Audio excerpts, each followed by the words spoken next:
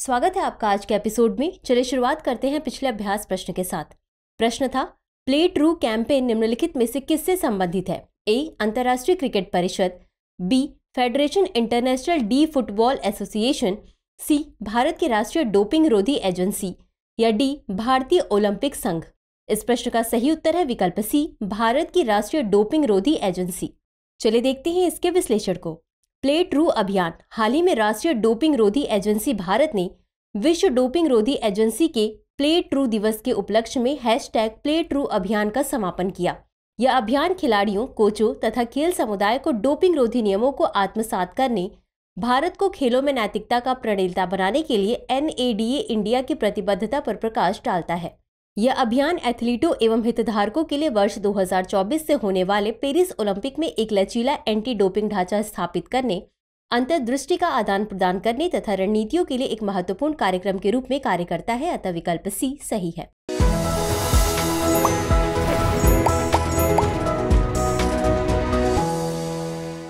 तो चलिए शुरुआत करते हैं आज के एपिसोड की पहले प्रश्न के साथ। निम्नलिखित युग्मों पर विचार कीजिए जिसमें एक तरफ सूची 1 और दूसरी तरफ सूची 2 दिए गए हैं। 1. पावागाड़ा सोलर पार्क आंध्र प्रदेश, 2. चरी डांड आर्द्रभूमि संरक्षण रिजर्व मणिपुर, 3. चांगथांग वन्यजीव सिक्किम। उपर्युक्त में से कितने युग्म सही सुमेलित हैं? ए केवल 1, बी केवल 2, सी सभी 3, डी कोई भी नहीं। इस प्रश्न का सही उत्तर है विकल्प डी कोई भी नहीं। चलिए देखते हैं इसके विश्लेषण को। जलवायु परिवर्तन पर फैसला। पावागाड़ा सौर पार्क, जिसे शक्ति स्थल के नाम से भी जाना जाता है, भारत की कर्नाटक के तुमकुर जिले के पावागाड़ा में विकसित एक 2 गीगावाट सौर परिसर है। चरी ढांड वेटलैंड संरक्षण रिजर्व गुजरात के कच्छ जिले में कच्छ के रण के शुष्क बन्नी घास के मैदानों और दलदली नमक के मैदानों के किनारे पर एक संरक्षित जंगल है। चांगथांग वन्यजीव अभयारण्य लद्दाख के लेह जिले में लद्दाखी चांगथांग पठार में स्थित है।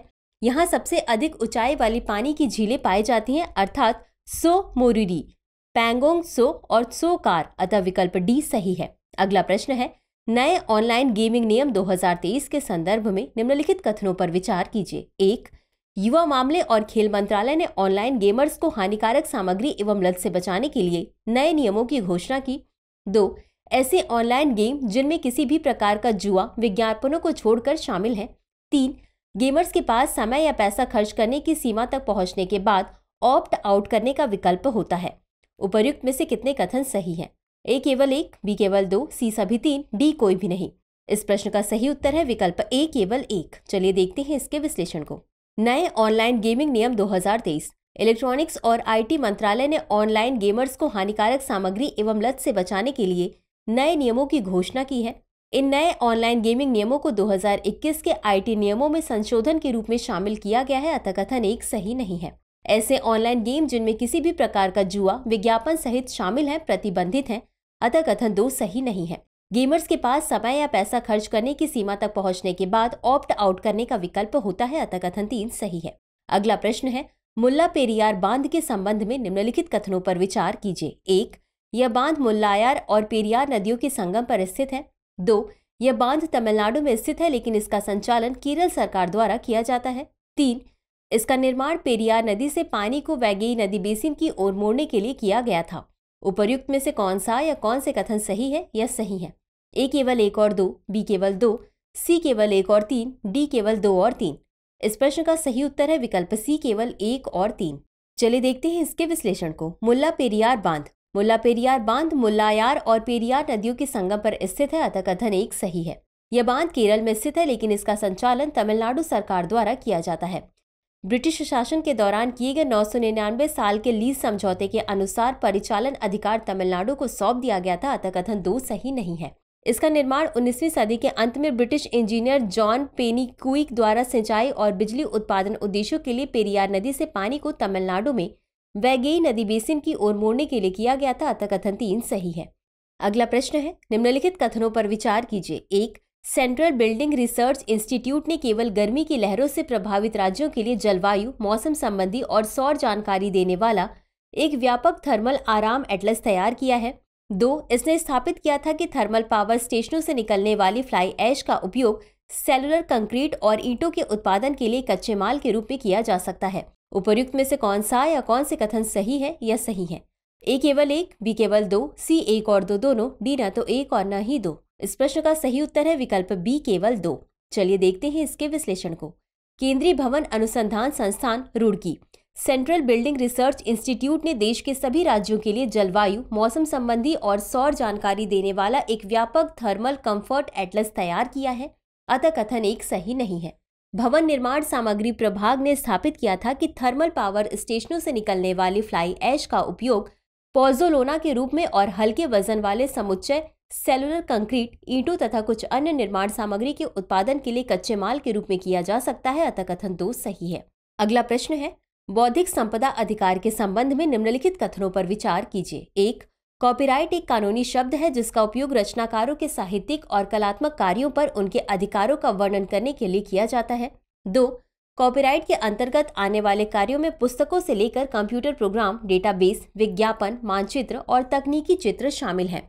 तीन, ट्रिप्स समझौता बौद्धिक संपदा अधिकारियों के व्यापार संबंधित पहलू, विश्व व्यापार संगठन द्वारा बौद्धिक संपदा अधिकारों के अंतर्राष्ट्रीय व्यापार को विनियमित करने के लिए स्थापित किया गया है। उपर्युक्त में से कौन सा या कौन से कथन सही है या सही है? ए केवल एक और दो, बी केवल दो, सी केवल तीन, डी एक, दो और तीन। इस प्रश्न का सही उत्तर है विकल्प डी एक, दो और तीन। चलिए देखते हैं इसके विश्लेषण को। बौद्धिक संपदा अधिकार यानी आईपीआर। कॉपीराइट एक कानूनी शब्द है जिसका उपयोग रचनाकारों के साहित्यिक और कलात्मक कार्यों पर उनके अधिकारों का वर्णन करने के लिए किया जाता है। अतः कथन एक सही है।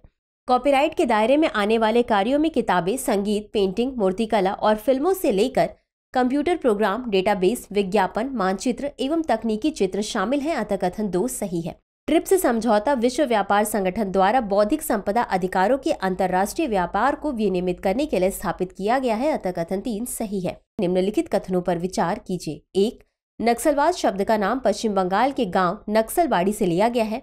दो, रेड कॉरिडोर भारत के मध्य, पूर्वी और दक्षिण हिस्सों का वह क्षेत्र है जो गंभीर नक्सलवाद, माओवादी विद्रोह का अनुभव करता है। तीन, दंडकारण्य क्षेत्र में केवल छत्तीसगढ़, उड़ीसा, महाराष्ट्र के क्षेत्र शामिल हैं। उपर्युक्त में से कितने कथन सही है या सही है? ए केवल एक, बी केवल दो, सी सभी तीन, डी कोई भी नहीं। इस प्रश्न का सही उत्तर है विकल्प बी केवल दो। चलिए देखते हैं इसके विश्लेषण को। वामपंथी उग्रवाद। नक्सलवाद शब्द का नाम पश्चिम बंगाल के गांव नक्सलबाड़ी से लिया गया है। अतः कथन एक सही है। इसकी शुरुआत स्थानीय जमींदारों के खिलाफ विद्रोह के रूप में हुई जिसने भूमि विवाद पर एक किसान की पिटाई की थी। रेड कॉरिडोर भारत के मध्य, पूर्वी और दक्षिणी हिस्सों का वह क्षेत्र है जो गंभीर नक्सलवाद, माओवादी विद्रोह का अनुभव करता है। अतः कथन दो सही है। दंडकारण्य क्षेत्र में छत्तीसगढ़, उड़ीसा, महाराष्ट्र और आंध्र प्रदेश के क्षेत्र शामिल हैं। अतः कथन तीन सही नहीं है। अगला प्रश्न है, निम्नलिखित कथनों पर विचार कीजिए। एक, भारत में गिद्धों की केवल तीन प्रजातियों अर्थात oriental white back, long build और हिमालयन गिद्ध का घर है। दो, डाइक्लोफेनाक, केटोप्रोफेन और एक्सेलोफेनाक जैसी पशु चिकित्सा दवाओं के गिद्धों की आबादी के लिए विनाशकारी परिणाम हुए हैं। उपर्युक्त में से कौन सा या कौन से कथन सही है या सही है? ए केवल एक, बी केवल दो, सी एक और दो दोनों, डी न तो एक और न ही दो। इस प्रश्न का सही उत्तर है विकल्प बी केवल दो। चलिए देखते हैं इसके विश्लेषण को। भारत में गिद्धों की 9 प्रजातियों जैसे oriental white backed, long billed, slender billed, Himalayan, red headed, Egyptian, bearded, cinereous और यूरेशियन गिफ्रॉन का घर है। अतः कथन एक सही नहीं है। डाइक्लोफेनाक, केटोप्रोफेन और एसेक्लोफेनाक जैसी पशु चिकित्सा दवाओं के गिद्धों की आबादी के लिए विनाशकारी परिणाम हुए हैं। अतः कथन दो सही है। बता दें कि विशेष रूप से डिक्लोफेनाक गिद्धों में घातक गुर्दे की विफलता का कारण बनता है और केटोप्रोफेन व एसिक्लोफेनाक के साथ इसी तरह के प्रभावों का दस्तावेजीकरण किया गया है। अगला प्रश्न है, इंग्लिश चैनल के संदर्भ में निम्नलिखित कथनों पर विचार कीजिए। एक, अपने उत्तर पूर्वी सिरे पर यह डोवर जलसंधि के माध्यम से उत्तरी सागर के दक्षिणी भाग से जुड़ा हुआ है। दो, यह अटलांटिक महासागर का एक भाग है जो दक्षिणी इंग्लैंड को उत्तरी फ्रांस से अलग करती है। उपर्युक्त में से कौन सा या कौन से कथन सही नहीं है या नहीं है? ए केवल एक, बी केवल दो, सी एक और दो दोनों, डी न तो एक और न ही दो। इस प्रश्न का सही उत्तर है विकल्प डी, न तो एक और न ही दो। चलिए देखते हैं इसके विश्लेषण को। अपने उत्तर पूर्वी सिरे पर यह डोवर जलसंधि के माध्यम से उत्तरी सागर के दक्षिणी भाग से जुड़ा हुआ है। अतः कथन एक सही है। यह अटलांटिक महासागर का एक भाग है जो दक्षिणी इंग्लैंड और उत्तरी फ्रांस को विभाजित करता है। अतः कथन दो सही है। इसकी लंबाई लगभग 560 किलोमीटर है और इसकी चौड़ाई डोवर जलसंधि में 34 किलोमीटर से लेकर इसके सबसे चौड़े बिंदु पर 240 किलोमीटर तक है। यह विश्व का सबसे व्यस्त पोत परिवहन क्षेत्र है। ब्रिटेन के नौसैनिक महाशक्ति बनने में इसकी महत्वपूर्ण भूमिका थी और ब्रिटेन ने इसका प्रयोग एक प्राकृतिक रक्षा तंत्र के रूप में किया तथा इसकी सहायता से नेपोलियन युद्धों तथा द्वितीय विश्व युद्ध में एडोल्फ हिटलर के आक्रमण को रोका। अगला प्रश्न है, माउंट एरेबस के संबंध में निम्नलिखित कथनों पर विचार कीजिए। 1. यह अंटार्कटिका में स्थित है। 2. इसमें कम से कम वर्ष 1972 से लगातार विस्फोट होता रहा है। 3. माउंट एरेबस के शिखर क्रेटर पर एक लावा झील है जो एक दुर्लभ घटना है। उपर्युक्त में से कितने कथन सही है या सही है? ए केवल 1, बी केवल 2, सी सभी 3, डी इनमें से कोई नहीं। इस प्रश्न का सही उत्तर है विकल्प सी सभी 3। चलिए देखते हैं इसके विश्लेषण को। हाल ही में एक अध्ययन से पता चला है कि अंटार्कटिका में माउंट एरेबस प्रतिदिन लगभग 80 ग्राम क्रिस्टलीकृत सोने से युक्त गैस को बाहर निकालता है, जिसकी कीमत लगभग 6000 अमेरिकी डॉलर है। अतः कथन 1 सही है। इसमें कम से कम वर्ष 1972 से लगातार विस्फोट होता रहा है। अतः कथन 2 सही है। माउंट एरेबस एक विशेष विस्फोट शैली को प्रदर्शित करता है जिसे स्ट्रोम्बोलियन विस्फोट के रूप में जाना जाता है। ये विस्फोट मध्यम तीव्रता के होते हैं जिनमें आसमान की ओर गैस और राख का विस्फोट होता है। माउंट एरेबस के शिखर क्रेटर पर एक लावा झील है जो एक दुर्लभ घटना है। ज्वालामुखी के भीतर विशिष्ट परिस्थितियों के कारण यह पिघला हुआ चट्टान पूल सतह पर स्थिर रहता है। अतः कथन 3 सही है। अगला प्रश्न है, भारतीय संविधान की 6ठी अनुसूची के संबंध में निम्नलिखित कथनों पर विचार कीजिए। 1. इसमें असम, मेघालय, त्रिपुरा और मिजोरम और मणिपुर में जनजातीय क्षेत्रों के प्रशासन से संबंधित प्रावधान शामिल हैं। 2. यह जनजातीय क्षेत्रों में स्वायत्त जिला परिषदों की स्थापना का प्रावधान करता है। 3. 6ठी अनुसूची के तहत जनजातीय क्षेत्रों के प्रशासन में राज्य के राज्यपाल की प्रमुख भूमिका होती है। उपर्युक्त में से कौन सा या कौन से कथन सही है? ए 1, 2 और 3, बी केवल 2 और 3, सी केवल 1 और 2, डी केवल 1 और 3। इस प्रश्न का सही उत्तर है विकल्प बी केवल 2 और 3। चलिए देखते हैं इसके विश्लेषण को।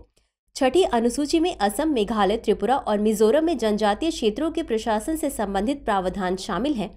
अतः कथन 1 सही नहीं है।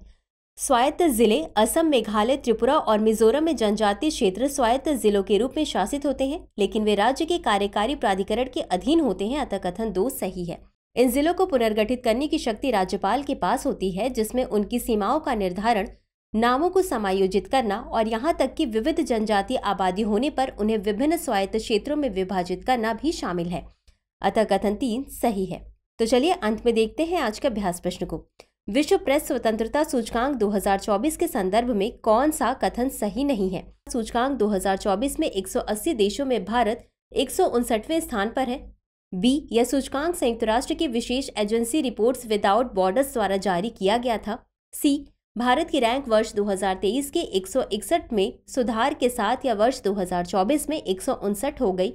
डी, नॉर्वे रैंकिंग में शीर्ष पर है जबकि डेनमार्क दूसरे स्थान पर है। इस प्रश्न का उत्तर कमेंट बॉक्स में जरूर दें। आज के लिए बस इतना ही। धन्यवाद। डियर व्यूअर्स, अपने एग्जाम की तैयारी को और बेहतर करने के लिए हमारे चैनल को लाइक, शेयर और सब्सक्राइब करना न भूलें।